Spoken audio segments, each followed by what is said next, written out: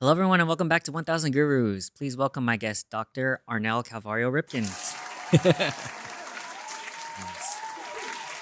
Well, Arnel, thank you for being here. I really appreciate it. You are, I will have already read your bio, but I kind of just wanted to, for the audience, kind of, I don't want to say this, hype you up or how the kids say glaze you a little bit because for those who don't know Arnel, you definitely I'll have links to like his bio and everything in my show notes. But Arnel has been an inspiration and a pioneer in the dance community for a long time now. Part of the reason why I moved down to SoCal and UCI and Kaba Modern was because of what Arnel has done in the dance community. So yeah, founder of Kaba Modern, 1992, part of the Filipino American club at UCI, Kaba Bayan, when you were a student there, and Cam's like legacy and impact has had so many ripples across the dance community. The way I was telling my friends about like having you on the show is like it's like your dance inspiration sort of thing. So for me, it's an honor. Couple Modern's done amazing things in the community, and then the ripple effect that Couple Modern dancers have done in the community since then has also had ripples, and in so many ways in the last 30 years.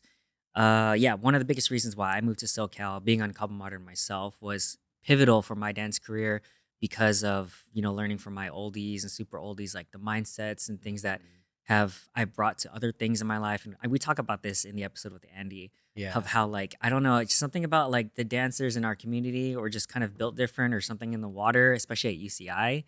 Um, and yeah, I think we've had a few encounters over the years, and I know we're not like super close, but every time that you stop by the dance team or every time I've talked to you, you've had this like this grace and humility and generosity of spirit that I really admire and appreciate about you.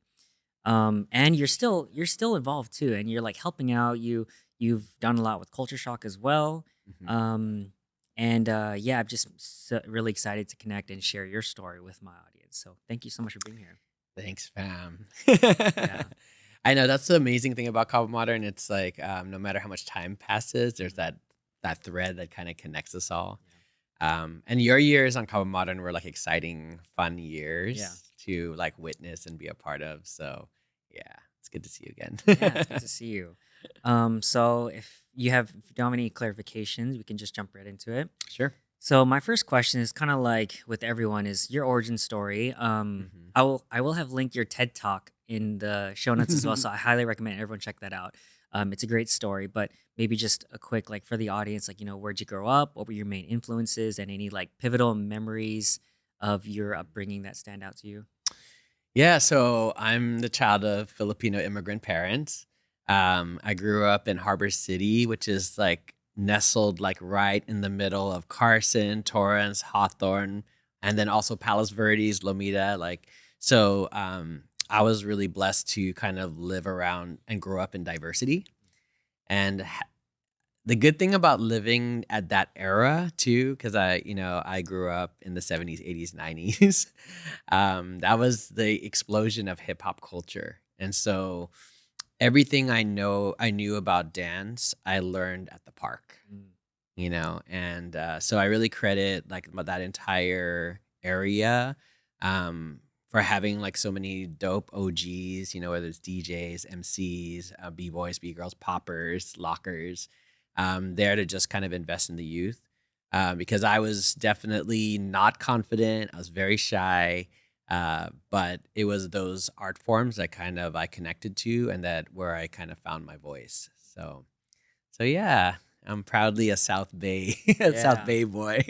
Right. I know like the SoCal area is like a conglomeration of culture and especially Mhm, like you said in that area where a lot of the dance pioneers and everything was going mhm, on that time and it's foundational for what a lot of what we do now in the dance community is. mhm. Yeah. Um so I guess following that, so how did like you growing up in that area, how did it lead you to joining or going to UCI and then eventually Mhm. I want to like connect the threads back of like okay, Couple Yeah. Modern's born, but like Yeah. are there anything else that was like the impetus for that? Yeah. So I'm kind of a mosaic of a lot of different experiences. So in addition to hip hop dance and locking were probably my foundation. I also grew up doing Filipino cultural dancing. And so that took me to Cerritos as well, Mm. where there are a lot of dancers and DJs. Yeah. and then at the parties. And then I also grew up, I went to this Catholic school in the weekend, CCD in Long Beach. So I also connected with the B-boys in Long Beach Mm. also. So I'm a kind of a blend of all those cities in addition to my city. And what I learned from Filipino culture dancing, because my cousins together, we were like a youth dance troupe for my aunt, who was a very famous like cultural dance instructor, my auntie LV, is I learned teamwork and and performance quality and discipline and also culture, obviously, because we were learning cultural dances from different regions in addition to their home region, Aklan. So I also learned the importance of knowing where these dances come from, similar to hip hop. Like if we learned top rocks, like we knew that started in the Boogie Down Bronx, Mm. right? So everything was just so rich, I would say, and then also the culture of being responsible not to your only to yourself, but your community and who you represent. That was already that was my entire upbringing. So combine that also with being a Boy Scout and understanding like a troop, you know what I mean? A troop of Boy Scouts. That's another thing about I learned about teamwork as well.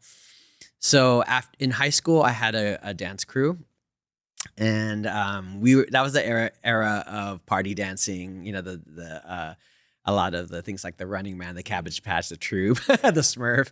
And so it was like battles at the parties, and we were, from Harbor City, a small crew. We'd go to Cerritos and get smoked. One of my favorite crews was Funky Junction and Cerritos.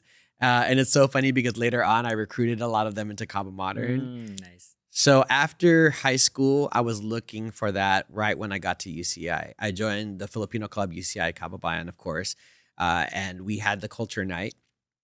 And my entire Filipino American experience was the cultural dancing and my hip hop and locking. Mm.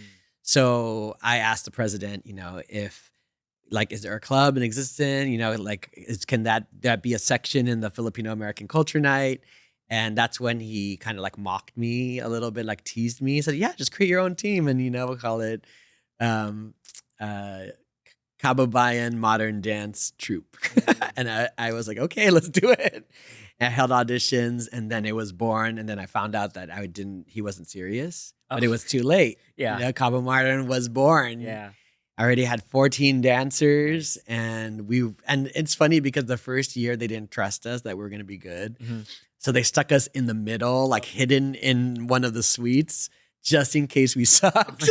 Okay, moving on. All right.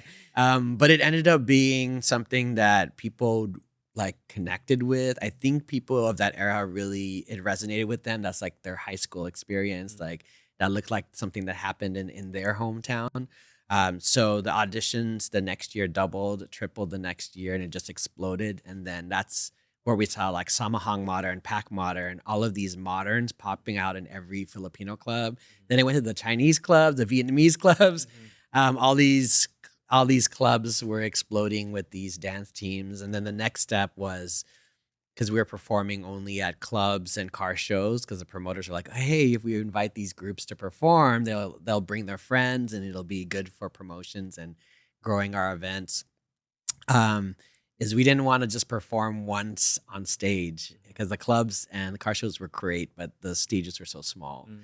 So that was the birth of Vibe, Mm. created by a member of Kaba Modern, Mm. Joseph Lee Singh. Oh, okay. He was in a fraternity called LTD, and creating Vibe, which is actually going to be celebrating their 30th anniversary in 2025. Dang, it's crazy. It's 30 years since Yeah. it started. Also was the ripple for creating all the dance competitions, because prior to that, we had no hip hop dance competitions or even just dance competitions in general outside of like drill team and cheer and Mm. song. So it actually created an entire scene of these, dance competitions like Maxed Out, Prelude, Bridge.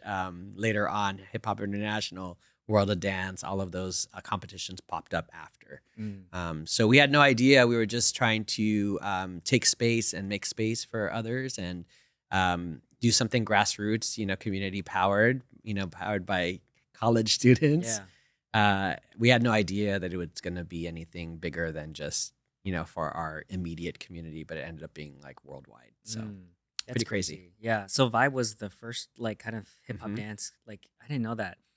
What do you think Yeah. was like why do you think it, I guess, I don't know, maybe. So I know that hip hop dance, like 70s, 80s and Hmm. whatnot, it was there. And then I guess in the early 90s, right? Like there was this Hmm. sort of, it seemed like there was a hole that was filled. And then it just like, this makes sense to a lot of people and it started catching on, right? Yeah. Yeah. I mean, there's definitely battles and jams and Right. parties. Like all of those things were really thriving in the late 70s, the 80s, and the 90s.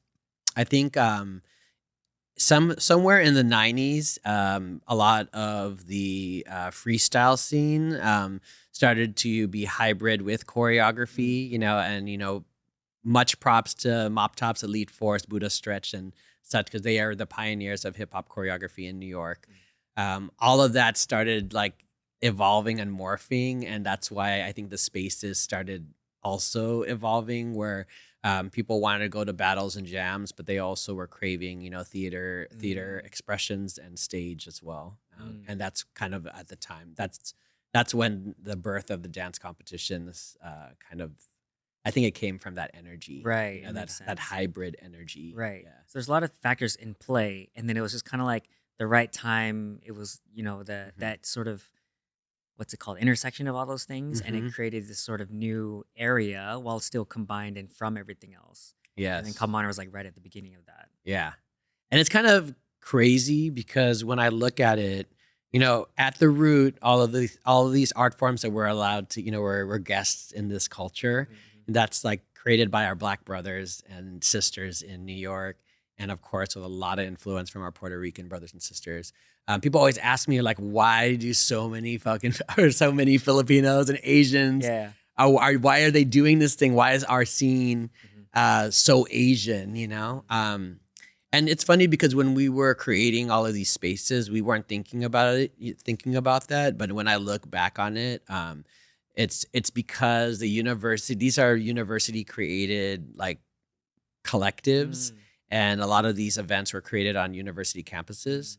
And unfortunately, there isn't equity and accessibility in those spaces as it should be. mm, It should be more diverse. It should be more inclusive, and all these clubs should be like very diverse, but we're not. mm, So there's a lot of Asians mhm. in these university spaces, creating these collectives or dance families, as we call them. Yeah. Another thing that comes into play with it too is Asians are often invisible, right? And we also don't grow up with love languages that are necessarily words of affirmation Mhm. and such. So we operate more in like quality time, spending time together, and acts of service, right? Mm, That's kind of our um, more common love languages. So there's a part of us that wants to express, that wants to be seen, that wants to, be affirmed. And I think the creation of these events and these teams allowed a lot of people who are kind of muted versions of themselves to feel like they belong to something, and who they are can be seen and celebrated. yeah. Because we're not talking about like five teams, right? We're talking about jumping from Kaba Modern to like over 30 in just a couple years, and to the point where we have hundreds all over the world now, right? Clearly, people are really craving a sense of belonging and a sense of being seen. Mm, And that's global, yeah. Um, so, yeah, I mean, I don't want it to be all Asian, Mhm. but I see that the need was probably always there, for Asians to be seen and to have this experience. So I guess that's kind of my theory, Yeah, yeah, yeah. No, Yeah. that's interesting. I was thinking that exact question. And you just answered it, which is like, so, like, how does the Asian sort of participation or influence in this sort of scene, like, where do you think that comes from? Yeah, you just answered it. But Hmm. more specifically, now I'm curious. That that Filipino sort of generalization. It's like, we sing, we dance, we do Hmm. nursing. Yeah. I wanted to ask what your thoughts are on that, as like, one of the pioneers of this, as um it seems like a lot of Filipinos, we gravitate towards these sort of art forms, We singing, do. dancing. Yeah. Do you have any sort of theories on why that might be? I think it all goes back to colonization. Mm. Mhm. um, as people who've been colonized by Spain and have been oppressed by many other countries. And also, we're a third world country. What we clung onto for our identity in the Philippines was our cultural dances, our cultural music. That was our expression, and that's how we held on to who we were, even through colonization and after. So it's no surprise that that we as Filipino Americans embody that, being child of immigrant parents, right? And also, I think it's also that thing too, like I mentioned earlier, because verbally expressing yourself is not a primary mode of expression in our culture. Um, Singing, dancing, and all of that is, it's a way to kind of express yourself, have a sense of community because you're doing it all together, and have fun, without being judged because everyone's just doing their thing, Right. And it's freedom, it's liberation, because when we are truly comfortable being able to sing or dance, it's liberating. So it's liberating, it's connecting, it's communal. Um, yeah, and individually, it's a release, right? So, yeah, again, that's another thing that I just grew up, right? I'm not a singer, but I have many aunts and cousins who are amazing singers, Right. and I have to say that growing up, my parents always encouraged me to play an instrument. Yeah, You know what I of mean? Like course. any instrument. Hmm. So it's been a part of our knowing of being in this world is singing or dancing or Yeah. Yeah, that makes a lot of sense. I wanted to ask, now on dance, I guess. Uh, from the 30 plus years from Kaba Modern, I know you've been dancing before that, but I wanted to get your perspective on how you feel like dance has changed from then, from the hmm 90s or 80s yeah. until 2024. Like, what are some of the big Yeah. things where you're like, wow, I've Yeah. noticed this as someone who has that perspective? Well, first of all, my knowing of dance and learning of dance and absorbing of dance was person to person. So we weren't dancing in front of mirrors. We were dancing at the park, Mm, facing each other, learning from each other. There's also a culture of respect and appreciation. So when OGs like invested in you, you always show your appreciation, your ultimate respect. And that's also really deep in our culture as well as Filipino Americans. Um, so growing up that way, even when I started Cabo Modern and we would rehearse in the studio sometimes, because mostly we're rehearsing outside in parking lots yeah, and between, buildings. yeah, Um, that was foreign to me because I didn't my training is not in front of a mirror. I learned everything. But the roots, that's why the roots of Cabo Modern is there is a lot about respect and, like you said, like showing reverence to your oldies and like appreciating each other and growing together. It's because the founders of Cabo Modern, that's how they learned. mm, We didn't we learned through elders and through people who invested in us, and it's really about passing that on to the current and to the future generations, right? It's yeah, like it's a generational investment.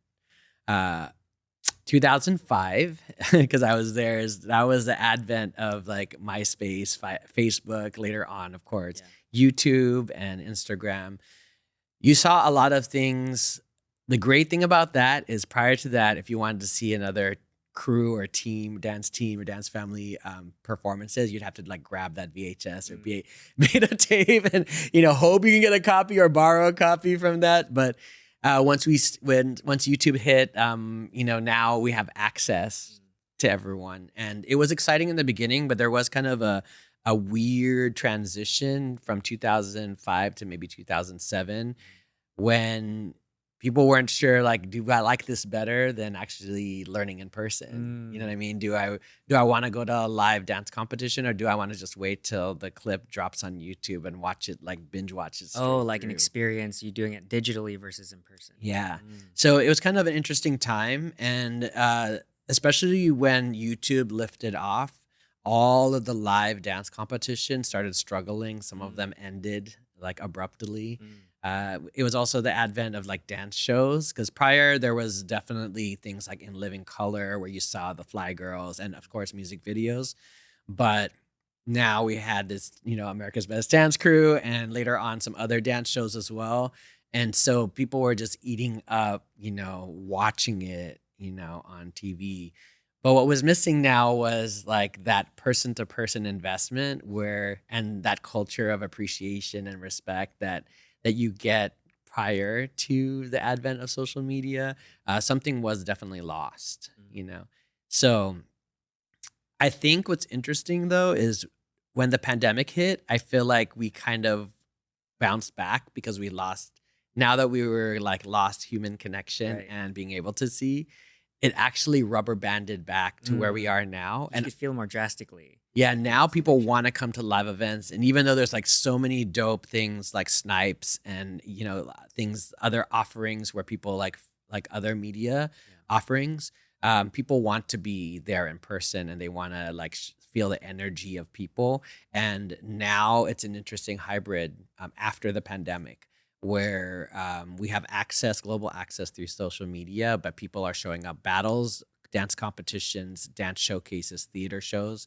They're packed, they're full, they're sold out. Because now I feel like we've reached an awareness and appreciation of what it's like to share space and have experiences in person, collectively and individually, Mm. and also um, embrace like the access and the ability to share, virtually as well.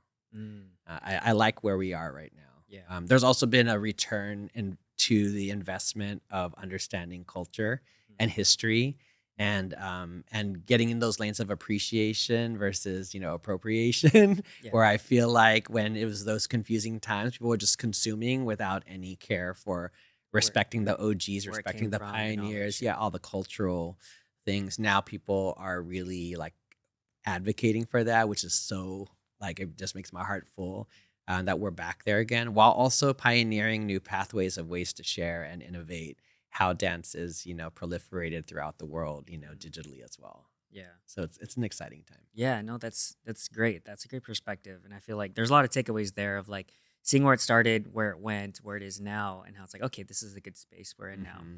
Yeah. I wanted to pivot a little bit. So I know that you've still been involved in dance a lot, and I think your impact is still being felt in the dance community.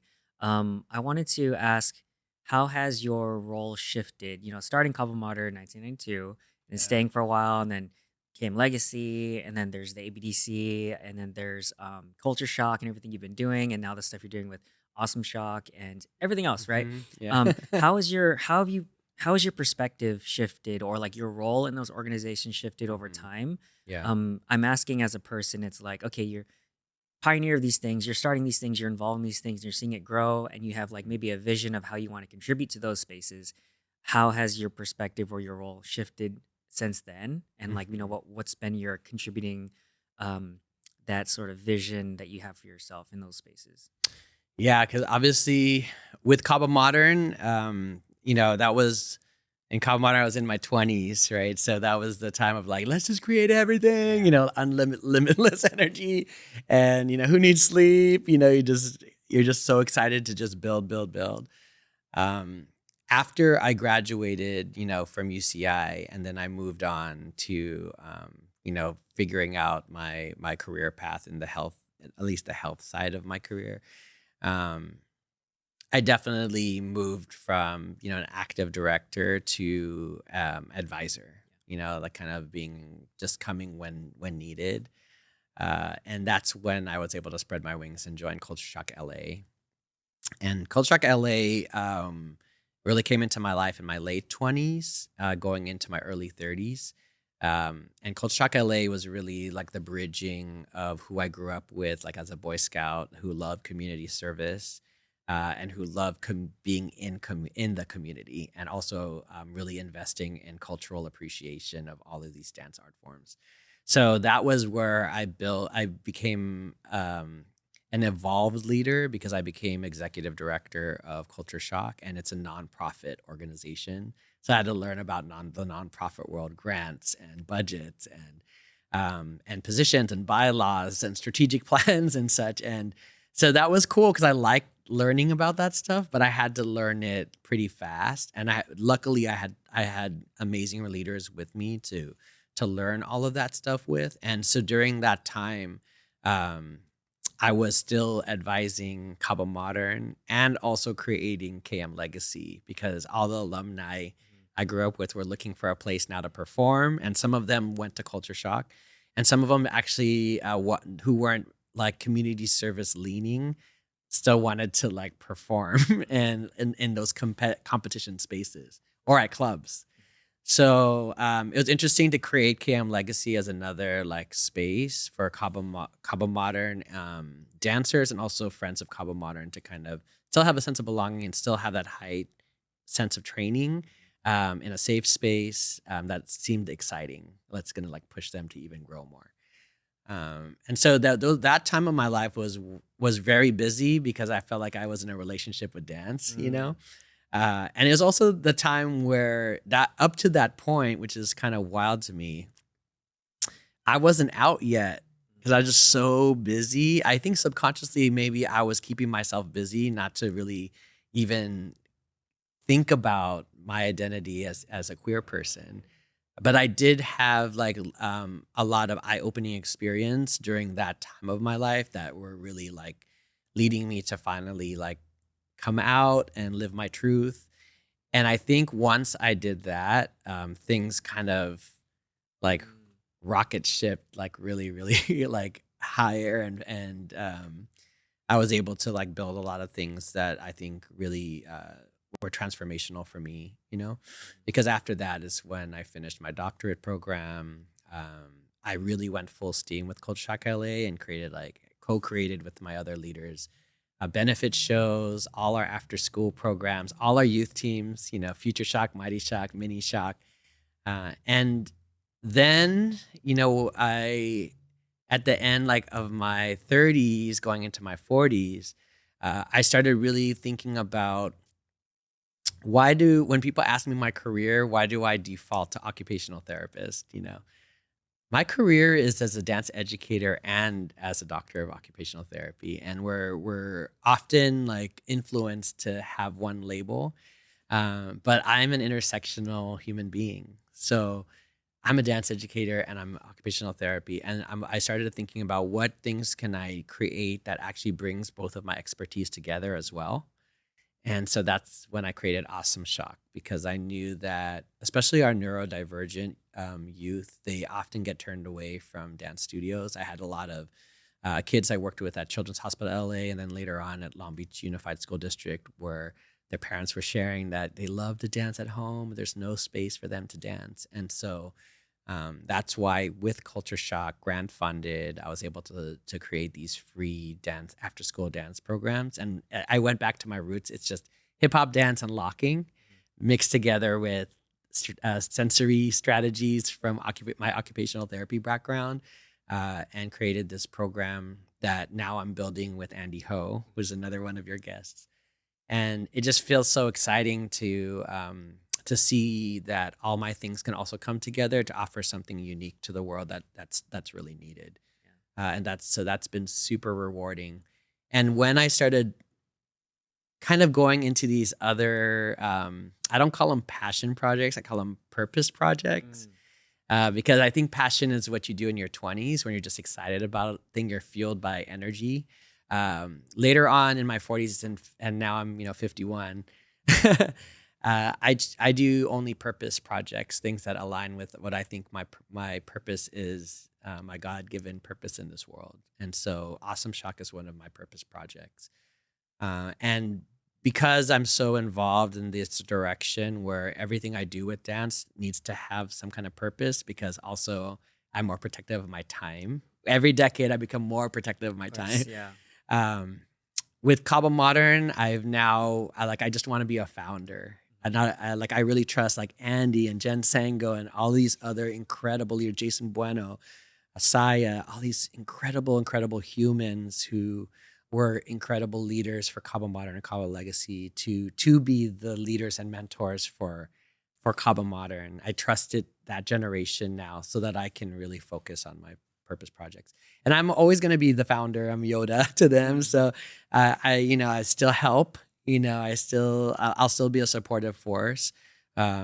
But I can also sleep peacefully knowing that there are these other incredible leaders who will take care of them.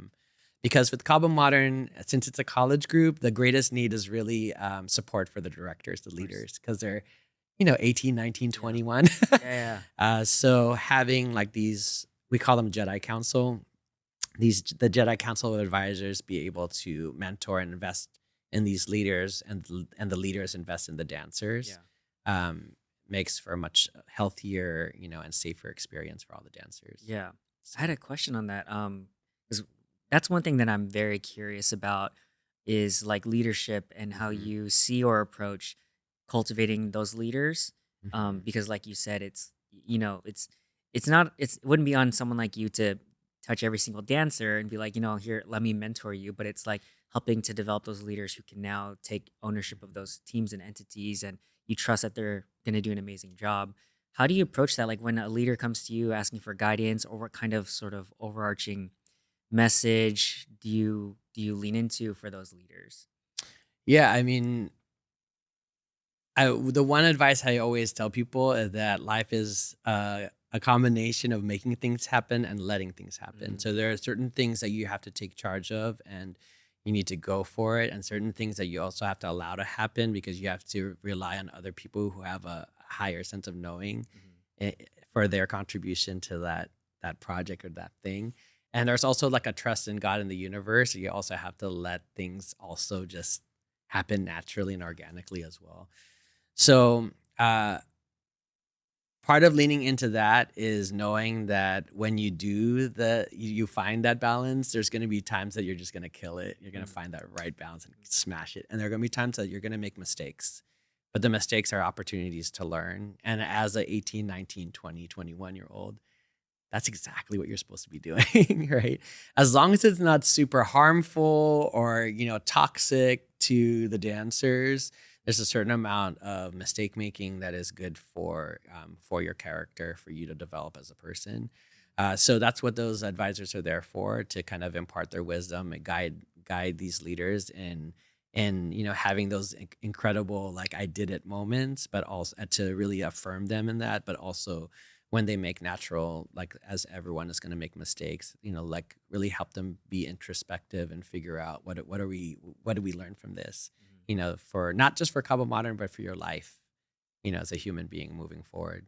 And a lot of people, myself included, there are certain things, whether you're a leader in Cabo Modern or just, or a member or choreographer, that there are lessons you learn during that period of time that you do take into your life moving forward. There are there's everyone has their own version of like, I learned this in Cabo Modern and I brought it here.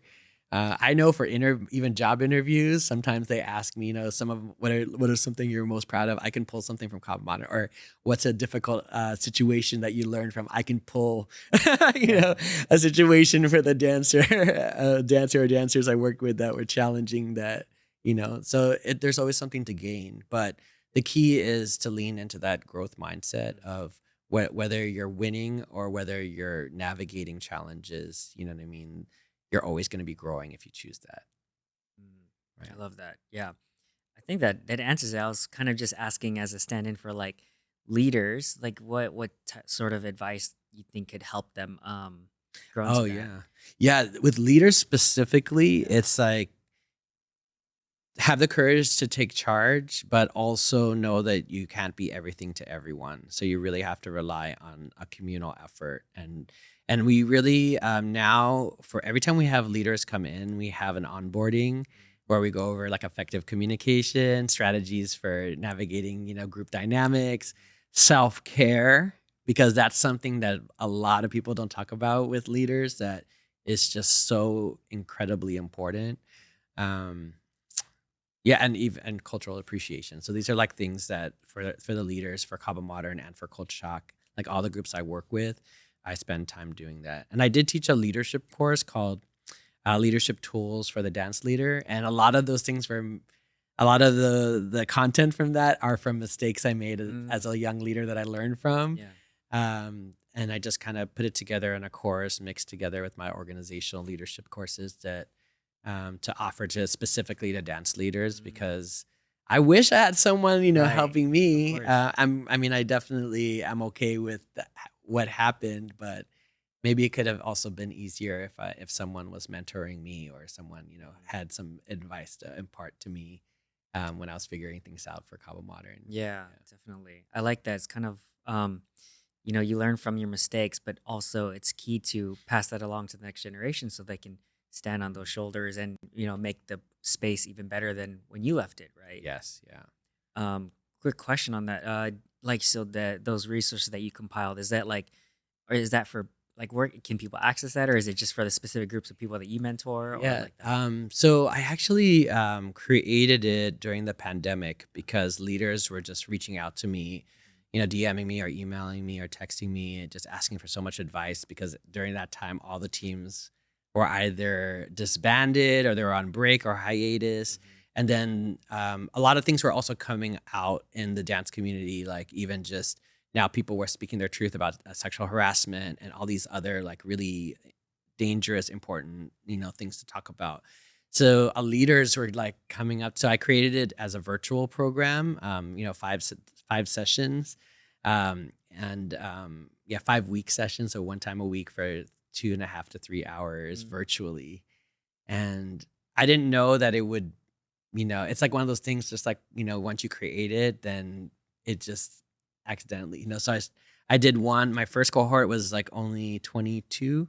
But I did so many cohorts that I ended up reaching over 380 Oh leaders wow, in over 42 wow, countries. that's So crazy. I kind of had Yeah. to figure out also time zone. Like I would like, one cohort, I would hold it on the mornings on Saturday so I could Hmm. reach all the Asian countries. Right. And I was like, oh, I need to hold it at this time at a different day so I can now get the European countries. Right. And the cool thing is with that, I also created a space on Facebook where they can also get together, and I hold reunions, Mm. and the cohorts just grow. So Wow. those 370 something leaders, I still create spaces for them to check in, and I'll create like activities and breakout rooms and such. Mm. But in 2025, I'm going to try offering it in person at Movement Lifestyle. Mm. I'm still talking to Sean Evaristo about it, and possibly maybe in Orange County. So I might try an LA cohort and a Orange County cohort, because it's something's happening again where I'm getting a lot of Yeah. people asking me for advice, and Yeah. it's easier for me to hold a course where I can just deliver it in a more structured Structured. Yeah. way, and also more rich way and communal way than just emails and phone calls like over and over. Mm. So I think I'm gonna try that next year and Yeah. see where that goes. Yeah. So if people are interested in this sort of Hmm. thing, or what would you recommend them to check out or reach out, or like how do they Yeah, access? definitely my Instagram, because I will usually announce it, and then I'll keep applications before I would announce it. Leave applications open for like 2 to 3 weeks, Mhm. and it would fill up. Mm. So I'm gonna do that again, but also next year, I'm gonna have a landing page for my website. Ooh, nice. So that's one of the things that I like, website and my Yeah. TED Talk. Yeah. Those are things like all the things for myself Yeah. have been on the back burner forever. And last year and this year, I tried to really say like I need to make sure I take care of those things so I can continue doing what I do Mhm. in a more efficient way. Mhm. So next year, I'll also have a landing site where everything will be there Mm. as well. But it'll be Instagram and that website Yeah. together. Yeah. Okay, so just stay tuned on your Instagram, Yes. and Yeah. then you'll announce it. Yes. That's exciting. Now, I'm gonna say straight up, that sounds like I would want to do that. That's crazy. I don't know if I'm Yeah, eligible, you could but teach it. yeah, no, that's Yeah. that's crazy. Like, I feel like that sort of thing you're offering and have been offering. I feel like it's so valuable. In my own experience, as like a leader on a team and trying to like create some sort of I don't know, like structure or like something that you can pass on so that these spaces can be safe, can be Yeah. productive, can be like fruitful for these dancers Mhm. who a lot of them tend to be younger or Yeah. wherever whatever stage they're in. I feel like that's so important for us to keep these spaces like that or Yeah, keep it and improve it, absolutely. right? Hmm. So I feel like And something like even this would identity, mm, like I forgot that the first sessions is identity and mission, mhm, because we don't need another team that looks like another team. yeah. right? Like when collectives come together, it's because of a particular reason, whether it's like a connection they have with each other or a specific leader that inspires this group. So I think that's important for leaders of organizations to also think about, like, why do you exist, Mhm. and what do you want your mission and vision to be, and to understand that that's like going to be extraordinary as long as you spend time really knowing what that is before you like have rehearsals and start having Yeah, auditions. yeah. Start first with like, what makes you Yes. special? What is your footprint on the Yeah. world? Because we did go through a time in our dance community where all the teams looked the same. It's just for the sake of dancing. There's nothing Yeah, different. it's okay to start with inspiration. Like Right. every dancer, singer, spoken word artist, that we all everyone starts from inspiration, where you kind of imitate or you just like really want to emulate like your idol. But eventually, as you grow past that, you take some of the sauce that's just yourself, put it into your inspiration, and you end up developing your own thing. And so that's what, when you think about dance, whether it's a dance crew or a dance company or a dance family, each one should have its own identity, mission, and vision, and they should know that before they ask people to join them. Yeah. Right. I love that so much because I've had this conversation too, like asking different dance teams and project teams, like, so, like, what's your, like, why are you here? Like, what is the Hmm. purpose Yeah. and the values? I want to say something, but it's like everything you're saying is amazing. And I don't want to No, like yeah. add to it too much because I want to cover some other things. But it's like, I've asked my own team this before before I joined leadership. I'm like, we're taking on people and we're having all these culture problems because we didn't identify what our values are and what our purpose is. Hmm. And so let's Yeah. start with that. And then we audition people and Hmm. interview and all that, filter them in so that now we're have this sort of common denominator. Because if we do it in Hmm. reverse, we're going to come up with all these, again, these culture problems that we're having. That's exactly it. Yeah. And especially when you have to let someone go, Hmm. if you weren't transparent with them from the beginning of Right. what you stand for, then what is your basis for whether they stay or not? Exactly. So to be truly ethical, that should all be worked out in the beginning. And that's actually every person that asks that to come approaches me wanting to create or found a team. I have them like write your mission statement first. Mm, Like, if do your personal mission statement to know who you are, then write your mission statement for with your by yourself or with your leaders for your group, and then everyone that you take on your team needs to like support or embody that. right. You know. I love that. Yeah, that's amazing. Um, okay, really quick for this last section, I wanted to ask. Okay, so I had questions on your TED Talk, but we're linking it. Check it out. Yeah. Maybe we'll have a part two if it's in the cards. But Yeah. I wanted to ask about the book that you contributed to called Yeah. make sure I want to get this right. Um, with love, and it's Hmm. like how. Oh my gosh, I'm missing it. It is what we wish we knew about being queer and Filipino in America. And Yeah. so I haven't read Yeah. it. It's on my Yeah. list, but and I don't know if this is too much of a teaser, but like could you maybe share with us any sort of snippet of like what your Hmm. contribution was to that book was?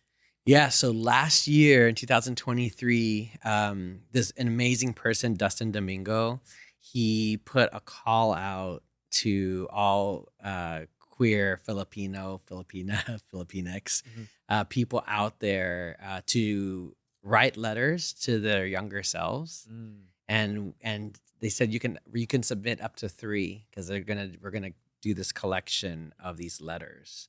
It's gonna be a book. So of course I wrote 3, and I picked different times. I picked when I was 10, just being confused and actually not embracing that. I picked when right before I came out, and I picked right after I came out. Mm. And so I wrote those 3 letters, just hoping one of them was going to be picked. And then I found out. It's funny because I found out the same month that I found out that I was selected for the TED Talk. I found out that all 3 of my letters Oh were wow. accepted into the book. Wow.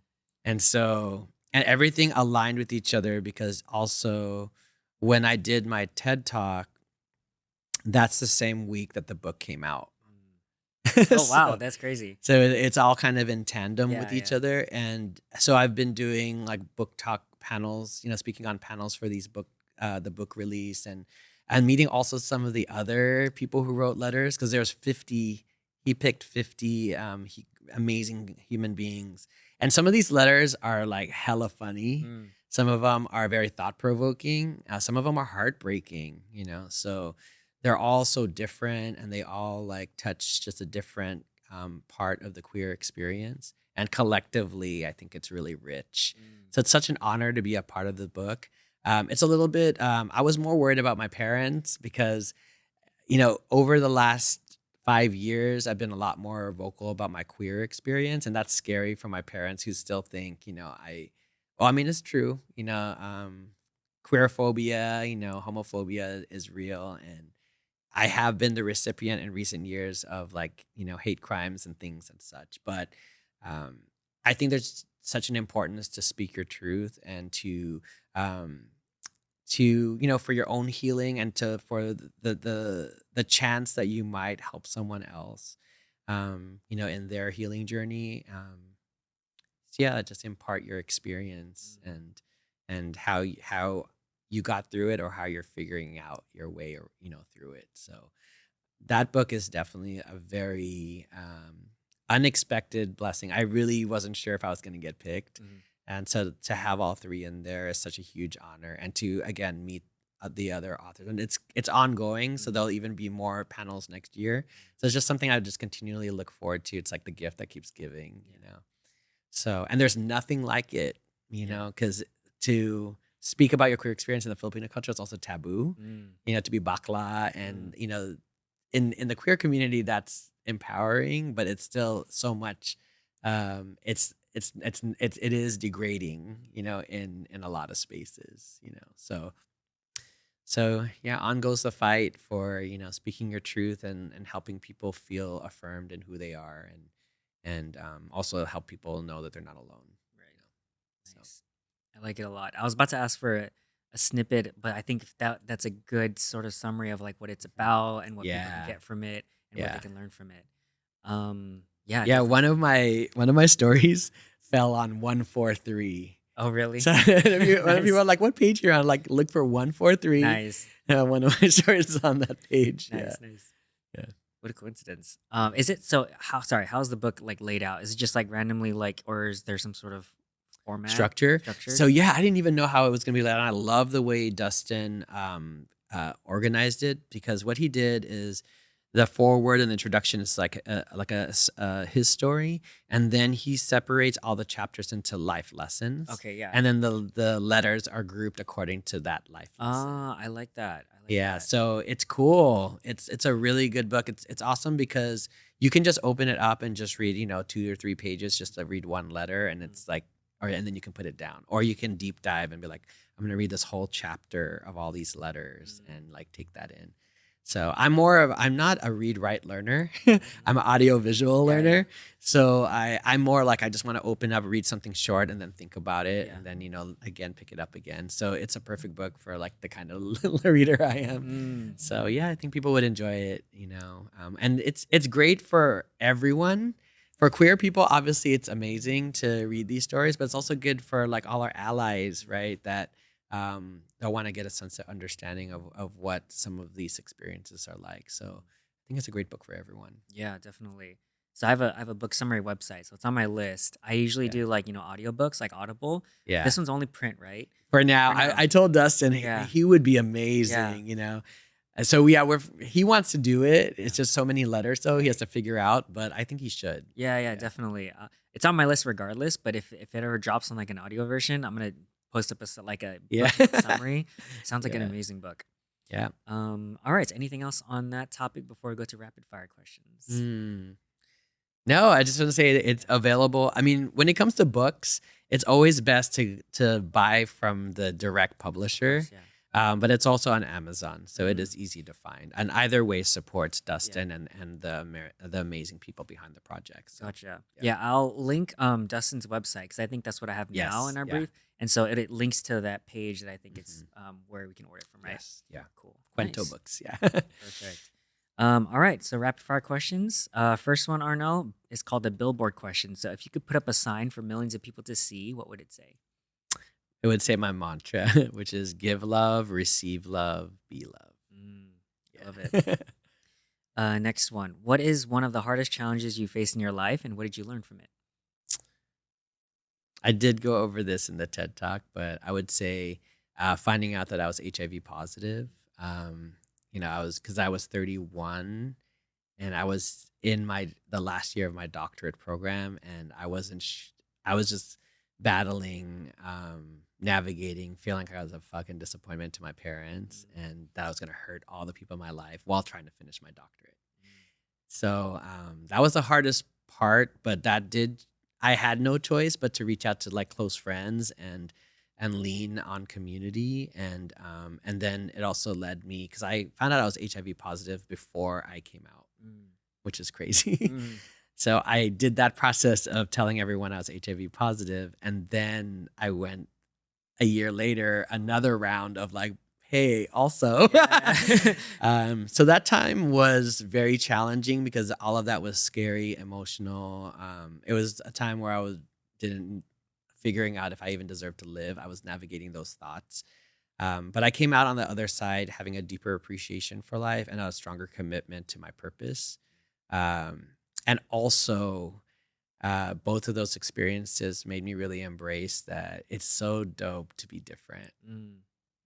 and it's good to be more than one thing. All the parts of yourself, the painful parts and the joyful parts and the in between parts, make you extraordinary in the world. So we should embrace it all.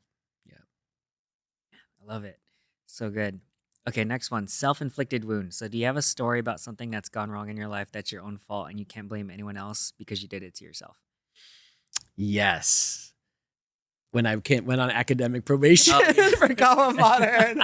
That's always one of That's those. a whole other story, Yeah. but yeah, I got an academic probation. I listened to a counselor who was discouraging. I actually dropped out of my bio major, and then when I changed my mind, they wouldn't let me back in. Mm. So, and I only had 1 year left, so Oh, it was man. really bad advice to tell me to drop a major. That was Yeah. so close to finishing. So I had to add all my classes through ad card and get straight A's to prove to the university that I deserved to be a bio major. And that's when all my friends were gone, and Mm. I was like the only one left in my age at UCI. And I ended up doing it. I got back in like 2 months before graduation, Wow. and then I graduated. But all of that time, that whole 2 years of figuring that out, I didn't know if I was going to get a degree. So Wow. I did that to myself. Yeah, yeah, definitely. But I also got myself out of it as Nice. well. I think you're the second person to say academic probation. I That's fucking did that interesting. to Yeah, people are like, myself. no, I did that to me. Yeah. I like it. Okay, if you could redo one thing, what would you do differently? And most of my guests be like, I don't regret anything. Like, yeah, but Mhm. for the spirit of the question, if you, as a thought Yeah. experiment, what would you redo? I mean, if I could redo some of the mistakes I made as a young leader, because I don't think I have the lens now of an awareness of like kind of stepping outside of just being present and having a very like wide perspective. Because I think when I was a young leader, I was just fast, fast, fast. Let's build, build, build. It's so exciting. I didn't take as much time to just stop, be present, integrate the lessons, and then move on. I was just rapid fire. I was just so excited to have the opportunity to create and build and do fucking cool things with my friends. But if I could do it over, I would have stopped and like really thought about what am I learning, what am I experiencing, what ways can I do things better. Um, am I even taking the time to celebrate too? I would have done a lot more of stopping. Mm, like more stopping, reflecting, and kind of like and Mhm. celebrating, like you said. I didn't do that until I was in culture shock. Oh That's wow. when I was like, because now I had all these leaders. Like I had, co-leaders, and we were doing that for each other. Like, Mm. whoa, whoa, whoa, whoa. Let's think about that. Oh, is that in budget? So yeah, I wish in college, even though I'm grateful for that time, I stopped a little bit more. Mm, Yeah. I like it. It's good advice. If you could give your younger self advice, what would it be now? If you haven't already touched upon it, any age, any Yeah. range. I would say at every age, because we all battle insecurities. I would just say like you're enough. Mm, Like who you are as a human being is enough. And you have worth in this world. You will always make mistakes. You'll have your moments of triumph, but um, you belong in this world. You carry a unique purpose, and you're enough. You know. love it.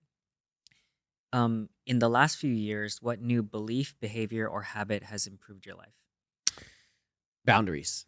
So, Nice. I'm a people pleaser, so I learned in the last, especially in the last decade, when I started placing boundaries around like what I'm able to do and what I'm willing to do, everything in my life got better. When I would say I still spent most of my 30s like just rapid fire, which is also why I was single for most of that time because I feel like I was in a relationship with all of my purpose projects and Gotcha. my degree and Yeah. like um, but once I did that, it was pretty immediate because once I had boundaries, I started having better self care practices. I started scheduling myself in my own calendar. Not the appointments, not the obligations to other people, but just time for myself. And it wasn't until that moment that I ended up meeting my husband, because literally the next year after I fully integrated that practice, I met Dustin in the most unlikely place. And then, he became my husband. Nice. So, yeah. Nice. Love it. I always say that, like, in at least in my perspective and my experience or my philosophy is that any relationship can be improved with stronger boundaries. And I think Yes. it's like that sort of when the boundaries are not there and like you don't know where I end and you begin, that's where Yeah. all that conflict comes from with families, like Mhm. relationships, friends. Yeah. But when you strengthen those boundaries, that's when you can fully love someone because Yeah. now it's like you know where you guys are. Yeah. And your relationship with yourself, And that too, right? yeah, That gets of course. strengthened also because you have a better knowing of like who you really are. Mhm. The good and the areas for growth. Yeah, the areas of growth. I like that. Nice.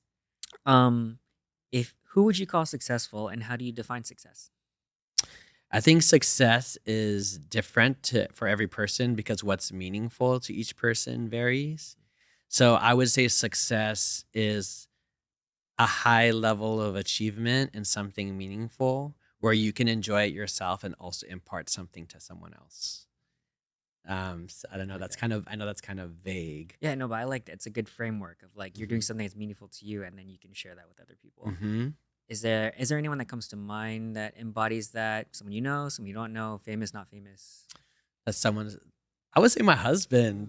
Mm. Uh, I think it's important to like really admire and respect your husband while also knowing what you bring to the relationship. But what I admire and love about Dustin is that he doesn't care a lot about what other people think, Mm. and so he's fully present in everything he does, and he's 100%. But he also balances that with like he's such a compassionate and kind person. So I think that's success because he can more boldly jump into things because he doesn't really care about what people think as much. Um, so I admire that in him. Yeah. And he's so successful in all the most important things, which is like being a good to your family, being good to your partner, and being good to yourself. He's so great in all of those things. Nice. I love it. If you knew you couldn't fail, what would you try or what would you be doing now, if anything different? If I knew I couldn't fail, I would probably move from the TEDx to the TED space Oh yeah. and just go for it. I still think that's something I'm just going to continually to grow personally to get that space, but I'm very afraid to do that Mm. because the TEDx was already its own journey. Yeah. But yeah, I would just go straight for the TED space and yeah, go for that. Hmm. So. Question. I don't know if you know the answer, but what are the steps to getting to the TED stage? That is something I'm still exploring because I feel like it's by invitation, and I think your TEDx talk, like a TEDx talk, needs to be a certain amount of like impact and Oh, I see. reach, Okay. and then they'll pull you to the It TED might be an space. invite sort of thing. Yeah, Mm. but also I think there must be some kind of investment because to go to a TED conference is like a lot of money. Mm. So even to be in that space requires a true investment. For me, I'm not willing to spend that money to be in that space, but if I end up being in that space, I will fully be grateful for it. But it's just mainly maximizing impact. Mm. If I have any opportunity on that scale to share anything from my story that might help other people, that would probably be that's the scariest thing. The scariest thing I've ever done is my TEDx talk. Mm. Because you're talking about other people, and building for other people is fun, and it's not as scary for me. Right. I can speak. Public speaking is not hard for me for other people, but talking about something vulnerable is really scary for me. That's why I actually went for it, is to really challenge myself, and it was the most frightening experience, but also liberating at the same time. Right. So that's the one that I would do if I wasn't scared Ah, I see. right now. Yeah, definitely. In reality, I'm like, I need to build over this for a couple years. Right. Yeah. Nice. I like that. I can see that though. I'll manifest that for you. Thank you. Um, what is one of the best or most worthwhile investments that you've ever made in either time, money, energy, or anything else? The most worthwhile is always going to be my family and Dustin, my doggy. That's like, it's truly unconditional, and so it's the most important thing in my life right now. Everything I do is for my loved ones and for myself, and so um, that's always going to be the most important investment of my time.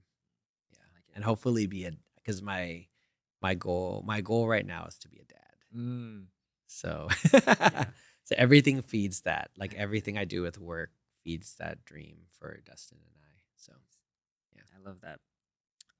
Last couple.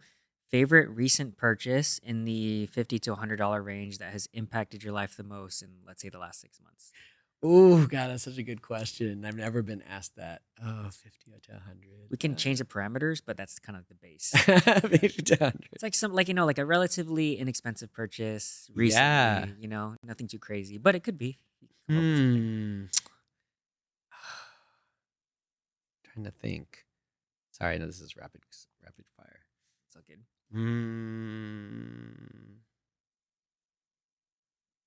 I'm gonna say I'm gonna say this chain. Mm. So this is from Rare Vintage. It says Yoda on it. Oh. And it's a gift to myself. Yeah. So I just feel really powerful, and I feel like it's taking me into like my next chapter of life. So I think this is a good purchase, like right now, like symbolically, because it has an energy that's carrying me forward. So yeah, I'm gonna say this piece, Nice. this Yoda piece. I like it. It looks good. Last rapid fire. Any favorite books, movies, videos, articles, or media that you share or recommend the most? Let's see. Besides your TED Talk, which is great, and besides the book with love, which I think everyone should check out. But besides that, any other media you recommend? I mean, I love podcasts, so I'm trying to think. Well, what I like. Have you seen Words That Move Me by Dana Wilson? I haven't. Yeah, that one's really good for dancers Oh, yeah. because she interviews all kinds of different experts in dance, and I've been enjoying that one a lot lately. Young Pueblo, have you heard of him? Mm-mm. So Young Pueblo's I started following him first on Instagram, and I love his writings. But his books are like incredible. They're just poems, and again, it's just kind of like what I like short, easy to read. But his writing is really, really impactful to me, and I think it just resonates with where I am in my life. So he has several books, and they're all great. My favorite one is The Way Forward, The Way Forward. but Young Pueblo, he's the bomb. Nice. On Instagram, I also like this illustrator called Dev. I want to say Dev the Pineapple. Let me just look it up Yeah, real go quick for it. because she, her stuff is artistically fun, but it's really says a lot of things, a lot of social justice themes that are on hers. Oh yeah, Dev the Pineapple. Dev the Pineapple. Devin Blow, she's incredible. I love her art, but it's really the messaging and the words. And I'm a quote person, so she sometimes takes these incredible quotes and then puts like an illustration with it, and it's really, really powerful. And I think we're just navigating such crazy times. And next year seems like it's going to be even crazier. But her stuff really like mobilizes me, empowers me, and also grounds me. So Dev the Pineapple. Nice. I also like We the Urban. Had you Oh, ever We the Urban. watched- Yeah. I also like We the Urban. Okay. Nice. Cool. Yeah, we'll link to all of those. I think those are really good recs. Okay, so we're in the final section. So I always like to end with gratitude. Shout out to my mom for teaching me gratitude. Arnel, what are you grateful for? I'm grateful for loved ones, chosen and blood. I'm grateful for my journey, wherever it's gonna lead me. I'm grateful for Dustin and Kenobi's our doggy, our puppy girl. I'm grateful for this time, and um, yeah, I'm grateful for the possibility of something better. You know. Yeah, I love it. And last, any final ask for the audience? Any ask from them, and or any final takeaways that you'd like them to take from this conversation? I think I think the last takeaway I would say is like to ever be a master and expert in anything requires a commitment and embracing of always being a student. Mm, So everyone carries worth. Everyone has a unique purpose or multiple purposes for why they are here on Earth, and so just lean in with growth mindset and always know that like who you are matters, and you're also not never alone. We're all connected, and yeah, and if I have an ask, I would ask people to also um, flourish yourself, but also flourish other people as mm, well. Like I think where we go in this world where it requires both self care and community care, and they're intertwined. And for us to go further as human beings, we need to really invest. We need to go back to basics and really invest in self care and community care. I So. love it. Nice. All right, Arno, that is it for questions. Thank you so much for everything. Honestly, this is one of those episodes where I'm just gonna listen again for myself. So much. Well, I also want to give you your flowers because it makes me happy that, first of all, you're doing this incredible podcast. I love the ethos that's Thank you. carrying this podcast forward. And also the TikTok stuff that you do with your girlfriend and the dance stuff you do outside on top of your career. You truly are an example of someone who isn't defined by one identity. Like you embrace it all helps each other. And as a founder of Kaba Modern, it makes me super incredibly um, fulfilled to see someone from my family like living their truth in such a loud and amazing way. So Oh, thank you so much, Arno. You're gonna make me tear up. Yeah, I'm happy to make someone like you proud, just to be my authentic self and to following your example too. You're like everything that you do. I feel like is an example for people like me to live our truth and do what we're passionate about and to give back to other people, especially. So thank you so much. got you, All brother. right. So I'll do my final sign off. So thank you guys for tuning in. I hope you guys learned a lot as much as I did in this and enjoyed this episode. Just a reminder to always be kind to others, especially yourself. And remember that you can always learn something from someone if you just take the time to listen. So thank you guys for tuning in.